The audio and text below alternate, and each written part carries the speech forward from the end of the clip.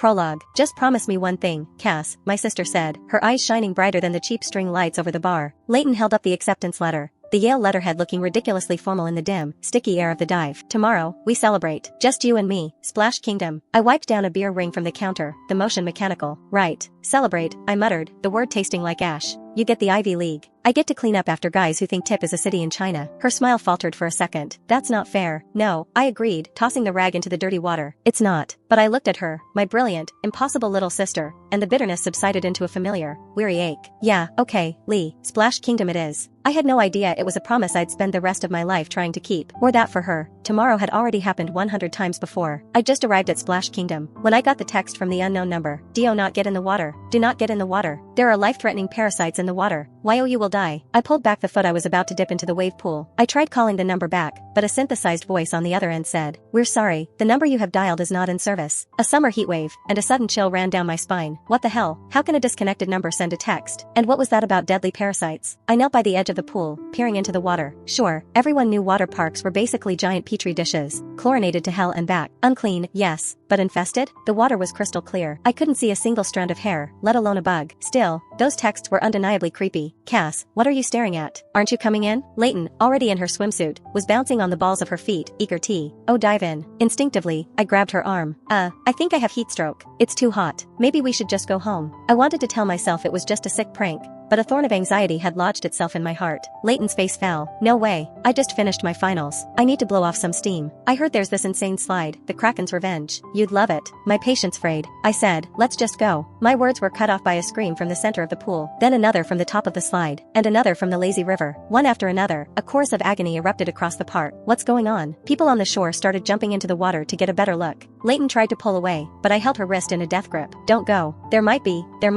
The words life-threatening parasites flashed in my mind, magnified and terrifying. Suddenly, right before our eyes, the screaming people convo said, their bodies shriveled, blood turning their skin a bruised purple as if sucked dry from the inside out, and from beneath them, writhing masses of white, flesh-like worms, each the size of a forearm, began to pour out, thick, obscene, and terrifyingly numerous. The group that had just jumped into Gawk saw it too. They turned and swam for the shore in a panic, but it was too late. The flesh worms, sensing fresh hosts, swarmed toward them, slithering through the water and forcing their way into the swimmers' open mouths. Help! Help me! The wider they opened their mouths to scream, the more worms crawled inside. The scene sent a wave of nausea through me, my scalp tingling with horror. The people in the water looked like drowning ghosts, clawing their way to land. The people on the land were a chaotic mob, screaming and running in every direction. I didn't think. I just grabbed Leighton and ran with the crowd towards the park's main exit. But the massive gates were hut tight, sealed with a newly erected electric fence that sparked ominously. A cold, robotic voice echoed from the park speakers. Due to an unforeseen incident at Splash Kingdom, and to ensure public safety, the park is now under a temporary but total lockdown. We ask for your patience and understanding. That announcement was like throwing gasoline on a fire. The crowd exploded.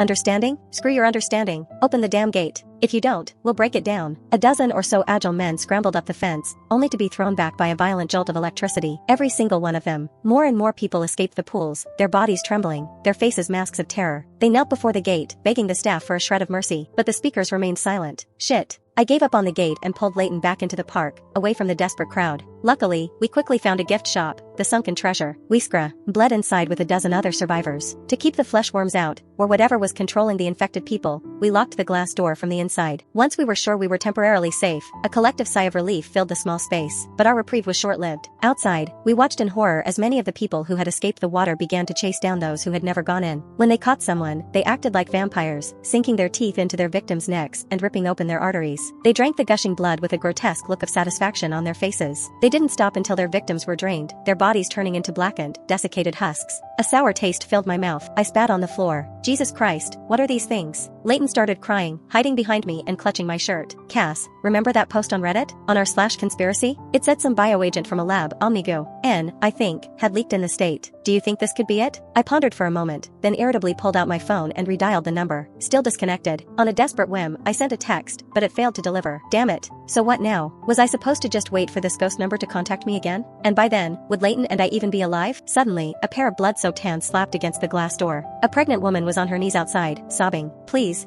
let me in. I'm so scared. I knew Leighton had a soft heart. She'd see this woman and want to help, so I grabbed her hand before she could move. If we open that door now, what happens if one of those infected things gets in? We'll all die. My stark words seemed to shock her into stillness. She opened her mouth, then closed it, saying nothing. Just then, a pretty girl with a kind face stepped forward, frowning at me. How can you be so cold? She's PR. Egnant. What if those monsters get her? As she moved to unlock the door, I slammed my hand over hers. You want to die? Be my guest. But you're not taking me with you. The girl's eyes welled up with tears. She turned away from me, appealing to the group. We found shelter together. That has to mean something. We can't just leave her to die. Today it's her out there. Tomorrow, it could be one of us. I rubbed my temples, fighting a surge of frustration. God damn it. Of all the times to run into a saint. They say in a crisis, you take out the idealist first. Well, before I could act, a tall, well-built guy stepped up. He was holding a bright orange Nerf gun, probably grabbed from a shelf, as if for protection. He spoke to the girl. Look, you open the door just a crack. Let her slip in. I'll stand guard. If anything looks wrong, I'll shoot. I let out a short, humorless laugh. He was acting like his plastic toy was an AR-15. I glanced at a nearby counter. A box cut. Our lay there. Not enough to handle two idiots, but they were quick. The pregnant woman, Brenda, was inside in a flash, but she didn't seem relieved. Instead, she pressed herself against the glass, her eyes fixed on the fast food joint across the way, the Burger Reef. We found out later her husband and child were trapped in there. Brenda told us that in the chaos, her husband and son had been shoved into the Burger Reef by the crowd. Someone had locked the door from the inside. No matter how much Brenda and her husband pleaded, they wouldn't open it. So Brenda had come to us. It's okay, the saintly girl, Haley, said proudly. Most of us here are good people. We won't turn our backs on you. The guy with the Nerf gun, Gavin, nodded dumbly beside her. Leighton grabbed my hand, her voice choked with tears. Cass, what are we going to do? Are we going to die here? Mom and Dad must be so worried. I'm so scared, Cass. Her crying grated on my already raw nerves. Shut up, I snapped. The word echoed in the sudden silence. Not just Leighton, but everyone in the shop went quiet. Haley shot me a look of pure contempt. So selfish. She doesn't even care about her own sister. I ignored her, my thumb hovering over my phone screen, trying to call 911 again. The line was perpetually busy, but what else could I do? I kept dialing. Leighton stopped crying, huddling beside me like a frightened bird. TSK, so annoying. Why did I agree to bring her here today? Just because she got into Yale? Just because she was Mom and Dad's golden child? All she did in a crisis was cry. Useless. Like so many times before, I regretted being born as Leighton's sister. If I'd been an only child, life would be so much simpler, but I couldn't deny the pang of guilt I felt after snapping at her. She was still my blood. Right now, she was the only one I could truly trust. With a sigh, I turned away from her, using my free hand to awkwardly ruffle her hair. Just the N. My phone buzzed with a new text. It was the same unknown number. Trust no one.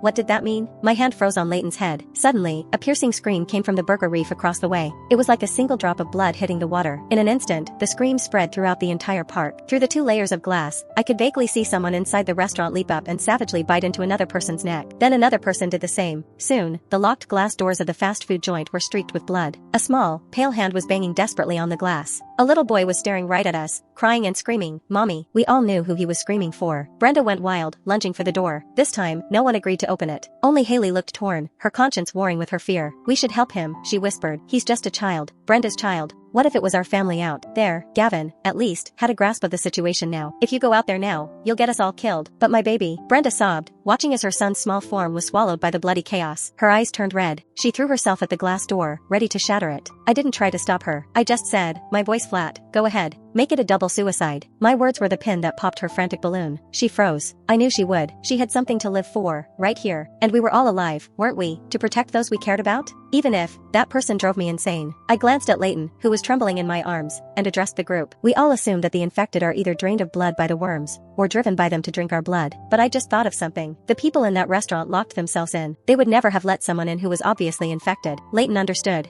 Immediately. "You mean, the infected can pretend to be normal? To hide among us?" I nodded grimly. "Let's say they need our blood to survive. What happens after they drink? There must be a dormant period. A time when they look and act exactly like us." As I spoke, a chilling realization washed over me. This was worse than any zombie movie I'd ever seen. How were we supposed to identify a monster that looked perfectly human? Gavin's eyes darted around the room, scanning each of us. "So," he said slowly, "you're saying there's a chance one of them is already in here with us?" The atmosphere in the room turned toxic. The small group that had been huddled together for warmth now drew apart, suspicion poisoning the air between them. Suddenly, Leighton pointed at a girl in the corner. "Your mouth is bleeding. Are you hurt?" I followed her gaze. The girl looked about 15 or 16. Her hair was a mess, her face pale, and there was a faint smear of blood at the corner of her lips. She nervously wiped it away. I fell in the chaos," she stammered. "A bunch of people stepped on me." As she spoke, my eyes were fixed on her teeth. There were red flecks caught between them. I yanked Leighton behind me. "She's one of them," I announced to the room. "She's infected."